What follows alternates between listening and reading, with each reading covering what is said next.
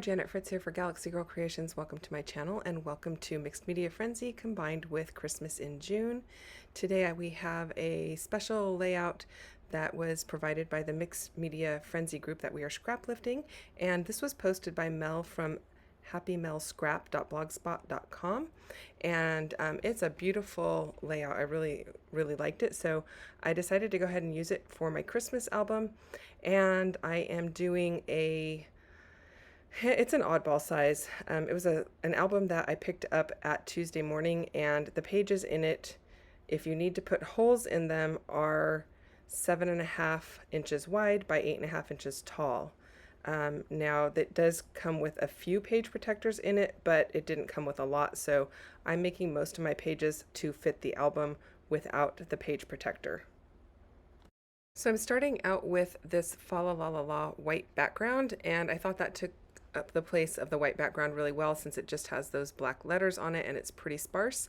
And then on the left hand side I've got a strip of paper that's about 2.5 inches wide, and I'm going to go ahead and use some Dylusions red paint just to create that same effect that is in the inspiration piece. And I really like how that looks, just kind of following it, using my photo, which is slightly smaller than 3x4, kind of as a guide as to how wide I want that to be and how far out to the right that it should be. So I think that's coming together really well.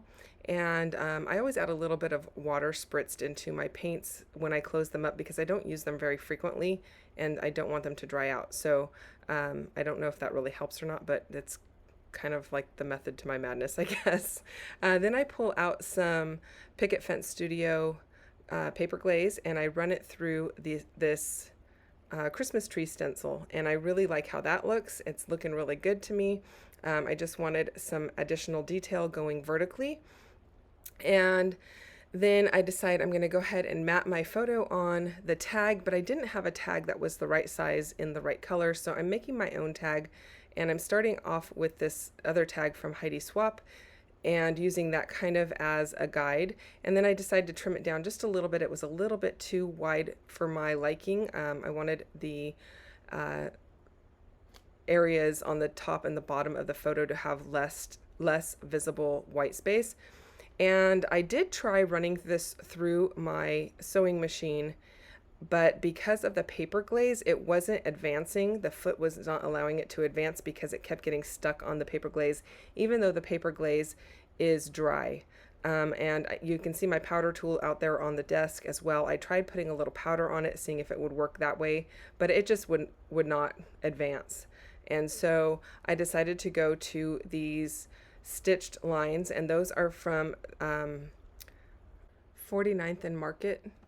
And so I'm going to go ahead and use that, but I do need to darken it up where it goes over the paper glaze just because it kind of has a lighter effect to it. And I am going to use my black Sharpie to kind of extend it down further on the page and up higher on the page. Then I'm going to go ahead and use my black Distress ink, and I'm going to ink up the edges of the tag just to give it a little bit of contrast between the white paper that's below it and of course the red too. I mean, you can see the white over the red, but the white over the white was a little bit difficult to see. And then I did take my tag and I ran it through my sewing machine off camera to just add some stitching detailing to the top of it, and I really like how that looks.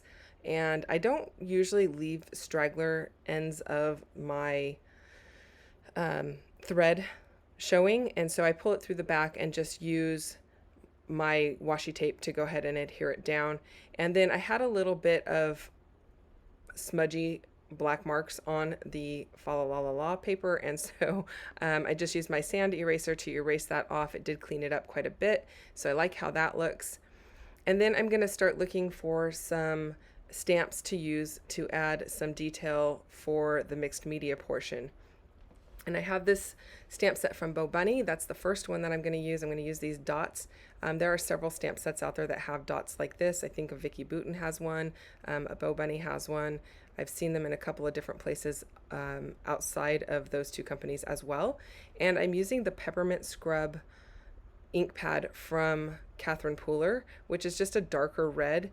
And so I really like the tone on tone. It kind of makes it so it's not super dark. It is a darker red than the red paint, but it's not as bold as if I were to use black or something like that. And then this other little tiny dot stamp, it's a large stamp, but it has little tiny dots on it, is from Art by Marlene. And I really like that. That set has like, I don't know, 20 something stamps in it. And so this is one of my favorite ones to use. And it just adds additional detailing. And then I go through my bin of Christmas ephemera and bits and pieces, and I'm looking for some things to add for layering. And I pull out that felt oval frame. I am going to use that. I am going to trim off the piece that is hidden so that I might be able to use it somewhere else in the album. And I am going to use that wooden piece that says 25 on it. This is Christmas morning. And actually, the photo was probably taken Christmas Eve, because Christmas morning, usually by the time I walk in, there's little kids everywhere. Well, not everywhere, because there's only 2 little kids, but there's usually stuff going on. So this is kind of like the calm before the storm. When I leave my mom's house Christmas Eve, this is how it's all set up, so that when everybody walks in the next morning, all of the stockings are laid out by the fireplace with care. We don't actually hang them because our stockings are way too big to be hung. They would topple over, and we don't have enough room on a mantle to hang all of them anyway. So we have always kind of just piled them up around the room for Christmas morning. We've been doing that since I was a little kid, and it's what works for our family. Our stockings are knit, and they're stretchy, and they're super full of stuff. And actually, the stockings are almost the highlight of Christmas, more so than probably most of the other gifts. And so that's a really fun thing for our family. Now I am going to pop these things, this tag up onto some foam, and that is because of that felt piece that is underneath. It needed to have something to support it because the felt is dimensional. And while I do that, I'll tell you about both hops. Mixed Media Frenzy, it happens every month on the last Friday of the month.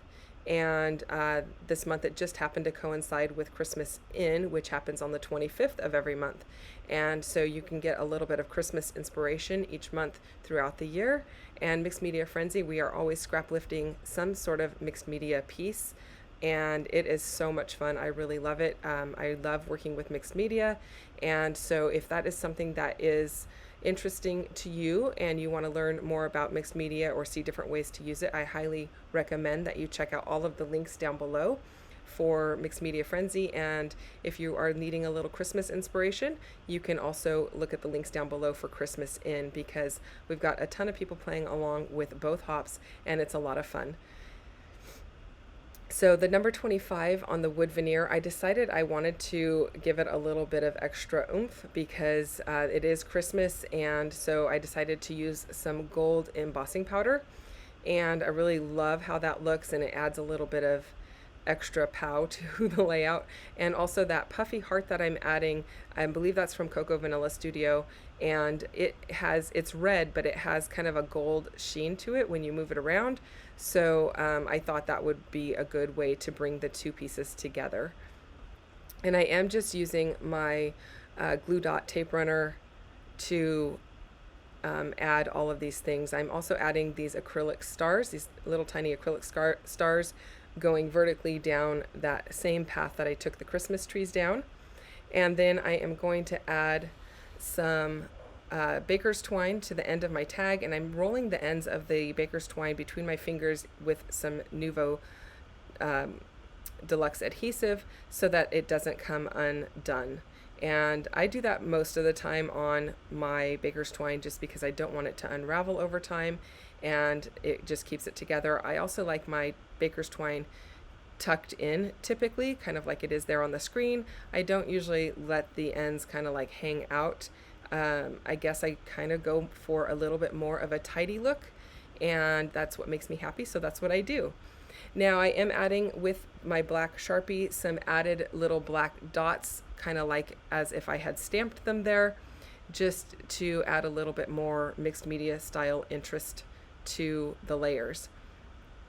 And I am just going in and adding a few on each side of that tag to kind of finish it off. And then I'm going to add a date stamp. It's a roller date stamp, but it doesn't have date. It has a sentiment on it. And the one that I'm using is from Chamel, and it says I believe. And what I did there was I took tags and I went through each of my roller date stamps and I stamped them on one tag, and I gave it a number and put a number on that roller date stamp so that it would correspond and I could find it easily, and that makes it kind of a little bit more useful in my opinion. So there is the finished layout. I really appreciate you taking the time to come and watch it today. If you have any questions or comments, you can leave those down below. I will get back to you as quickly as possible. I will be adding a little bit of journaling to this. It doesn't need a ton of journaling, just basically what I've already told you. So thanks for watching. I'll see you guys again next time. Bye-bye.